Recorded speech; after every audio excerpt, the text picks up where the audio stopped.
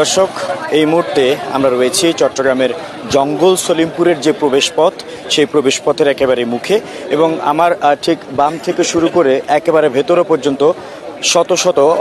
কয়েক হাজার প্রশাসনের যে সদস্যদের তাদের আপনারা প্রবেশ করতে দেখছেন। এবং সব কিছু মিলিয়ে এই যে জঙ্গল সলিমপুর, সেই জঙ্গল সলিমপুরে একটি বড় ধরনের যৌথ অভিযান পরিচালনা করছে প্রশাসন। আমরা যে তথ্যটি পেয়েছি সেই তথ্যটি হচ্ছে জঙ্গল সলিমপুরকে বলা হয় চট্টগ্রামের মধ্যে দেশের মধ্যে আরেক দেশ। এই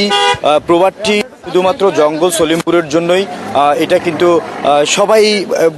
বলে থাকে, কারণ দেশের মধ্যে আরেক দেশ বলার কারণ হচ্ছে এখন থেকে ঠিক কিছুদিন আগে একজন র্যাব সদস্য এখানে তাকে পিটিয়ে হত্যা করা হয়। এই ঘটনার পর প্রশাসনের মধ্যে একটি বড় ধরনের প্রশ্ন জাগে যে নিরাপত্তা নিয়ে, যে র্যাব সদস্যরাও গিয়ে এখানে অভিযান পরিচালনা করতে গিয়ে তাদের হামলায় প্রাণ হারাতে হয়েছিল। সলিমপুরে গত 19 জানুয়ারি অভিযান পরিচালনার সময় র্যাবের উপসহকারী পরিচালক ডিএডি মোতালেব হোসেন ভুইয়া তিনি নিহত হন এবং একই সাথে আরও 3 জন তার সাথে আহত অবস্থায় তাদেরকে উদ্ধার করা হয়। আমরা বেশ কিছু ভিডিও ফুটেজ সে সময় দেখেছিলাম।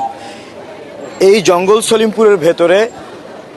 এমন আস্তানা রয়েছে সন্ত্রাসীদের, তাদের অভয়ারণ্য বলা হয়, এবং নিরাপদে তারা এখানে বুক ফুলিয়ে ঘুরে বেড়ায়। এবং সেখানেই র্যাব সদস্যদেরকে একটি রুমের মধ্যে নিয়ে গিয়ে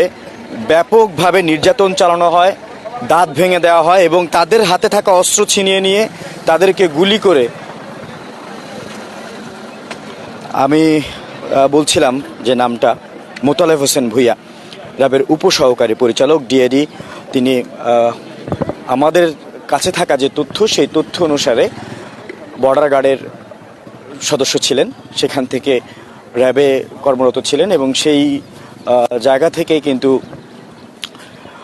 গত 19 জানুয়ারি তখন এখানে যখন অভিযান পরিচালনা করতে আসে, চিহ্নিত কিছু সন্ত্রাসীদের গ্রেফতারের জন্য যখন এখানে অভিযান পরিচালনা হয়, সেই সময়টিতে তাদের উপরে হামলা চালানো হয় এবং সেই হামলায় ঘটনাস্থলেই তিনি মারা যান। আমরা যে তথ্যটি পেয়েছি সেই তথ্য অনুসারে বলা যায় যে, এবং যে ভিডিও চিত্র সেই সময়টিতে আমরা দেখেছি, সেই ভিডিও চিত্রে দেখা গেছে যে ব্যাপকভাবে তাদের উপর নির্যাতন চালানো হয়েছিল। বিপুল সংখ্যক আইন শৃঙ্খলা রক্ষাকারী বাহিনীর সদস্যদেরকে আপনারা দেখতে পাচ্ছেন যে জঙ্গল সলিমপুরে প্রবেশ যে মুখ, সেই মুখের সামনে অপেক্ষা করছেন এবং ভেতরে সেনাবাহিনীর এপিসি ট্যাঙ্ক সহ বেশ কিছু